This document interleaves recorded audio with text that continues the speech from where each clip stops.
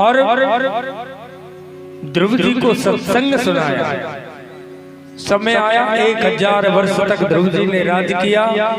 और सज्जनों, जो इस पृथ्वी पर आता है उसको जाना पड़ता है।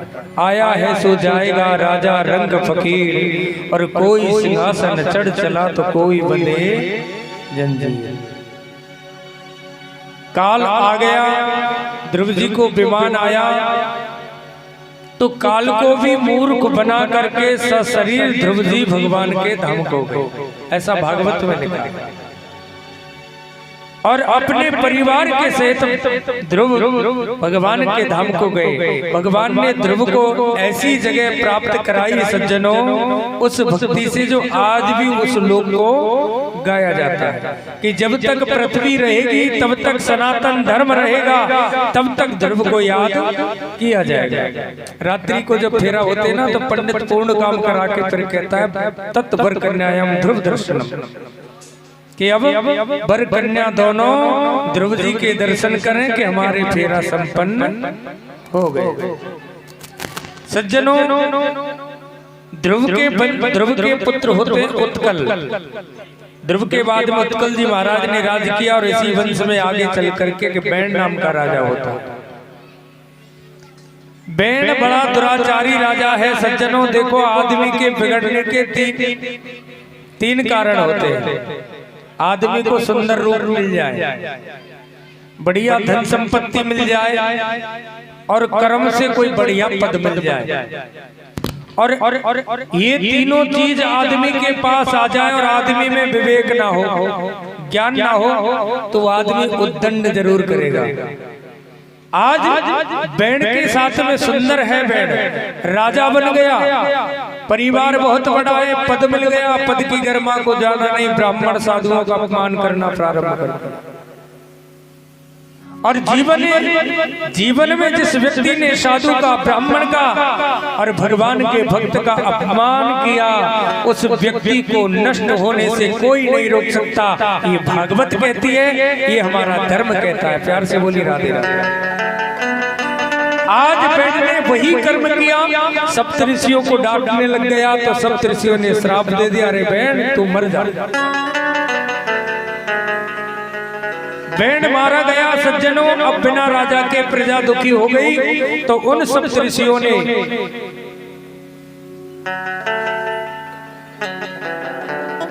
बैण के शरीर का मंथन किया और उस मंथन से स्वयं पृथु भगवान की उत्पत्ति होती है।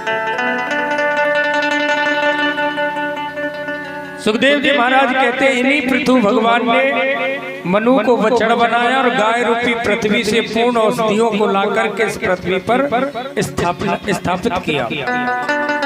99 यज्ञ पृथु भगवान ने इस पृथ्वी पे किए। 100वां यज्ञ करना चाहते थे, इंद्र घोड़े को चुरा कर ले गया। तो भगवान ने सोचा, इंद्र को कहीं ऐसा लग रहा है कि भगवान इंद्र सिंहासन पर बैठना चाहते हैं, तो भगवान ने 99 यज्ञ किए और सबको भगवत संबंधी कथा बता करके भगवान अपने सुधाम को गए पृथु। सुखदेव जी महाराज राजा परीक्षित जी कहते हैं, इसी वंश में आगे चल करके नाभि नाम के प्राचीन बरही नाम के राजा हुए। सज्जनों, प्राचीन बरही राजा ने भी जीवन में बहुत सत्कर्म किए, बहुत यज्ञ किए, लेकिन उस राजा ने भी गलती की। देखो, हम लोग घर में हवन कथा भागवत आदि कर्म करते हैं, लेकिन कर्म करने से हम भटक जाते हैं। हम लोगों ने हवन कराया और हवन की सामग्री को साफ नहीं किया, उसमें कीड़े मकोड़े हैं, फिर भी हवन चल रहा है, तो वो प्रायश्चित आपको करना पड़ेगा, उसका दंड आपको भुगतना पड़ेगा। अगर कोई बिना कर्म करने वाला ब्राह्मण है, कर्म की पद्धति जानता नहीं कि हवन कैसे होगा, उस ब्राह्मण से कर्म कराओगे तो वो कर्म भी सफल नहीं होगा, ये भागवत कहती है। इसलिए हमेशा भगवान का अगर कोई कर्म करना है तो उसको बड़ी सावधानी से करें। हवन करना है तो हवन की लकड़ियों को भी धो करके सुखाएं, कहीं लकड़ियों में कीड़ा तो नहीं है, समुदाय में सामग्री को भी धो करके तैयार करें। आज प्राचीन बरही राजा ने इतने यज्ञ किए कि इस पृथ्वी को पाट दिया, लेकिन राजा गलती करता है।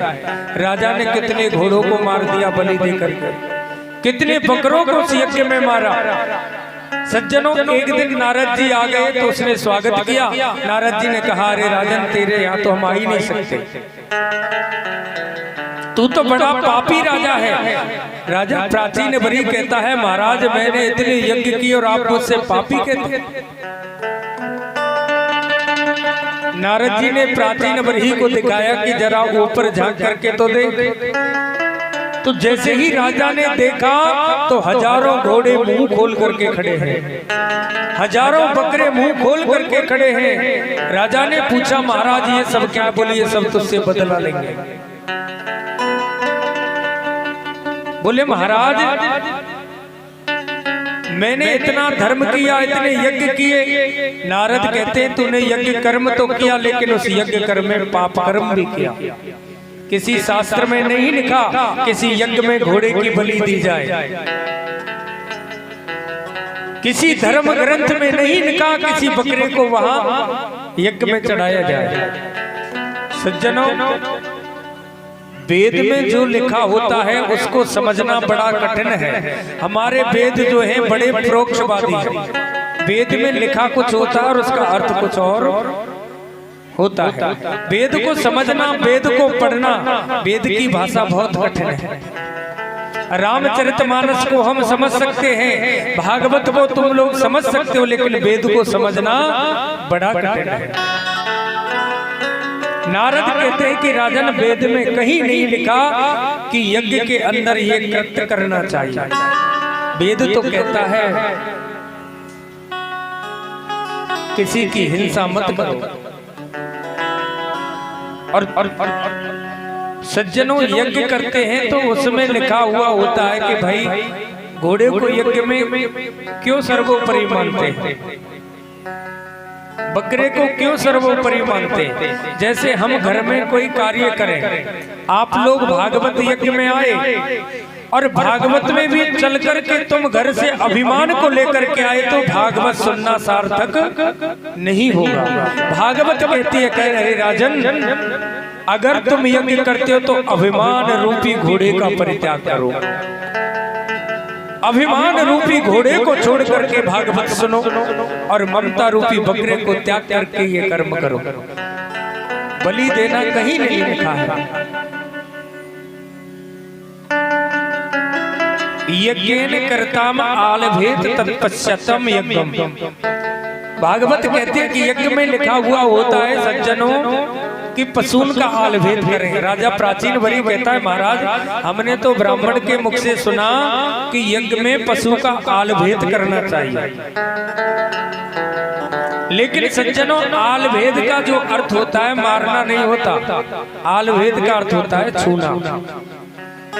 ब्राह्मण जब शादी कराते हैं ना, जब माता पिता लड़की को पीले हाथ करके और हथलोई का जब कर्म कराते हैं ना, तो ब्राह्मण वहां एक मंत्र बोलता है कि तत्पर कन्यायाम हृदय आलभेद, कि अब वर कन्या के हृदय का स्पर्श करे या कन्या के शरीर का स्पर्श करे। अब आप बताओ, आलभेद का मतलब अगर मारना होता तो शादी में इस मंत्र को नहीं लिखा जाता। अरे राजन, तेरा काम था कि अभिमान को त्याग करके यज्ञ करना, लेकिन तूने अभिमान तो त्यागा नहीं और पशुओं का संहार किया। इसलिए राजन, तुझे नरक में जाना पड़ेगा। प्यारे, घर में कोई भी कर्म करें तो सबसे पहले अभिमान को त्यागना पड़ेगा, तब तो तुम्हारा कर्म सार्थक होगा। नहीं करोड़ों रुपए की संपत्ति लुटा दो, कोई कर्म सफल नहीं होगा। ये भागवत कहते हैं। सज्जनों, श्रीमद् भागवत की कथाओं का बहुत बड़ा विस्तार है। कथा को आगे बढ़ाते हुए इसी वंश में आगे चल करके नाभि नाम के राजा होते हैं और नाभि के होते हैं ऋषभदेव। ऋषभदेव के 100 पुत्र होते हैं। सज्जनों, उन 100 पुत्रों में सबसे बड़े पुत्र होते हैं भरत, जिनके नाम से भारतवर्ष को जाना जाता है।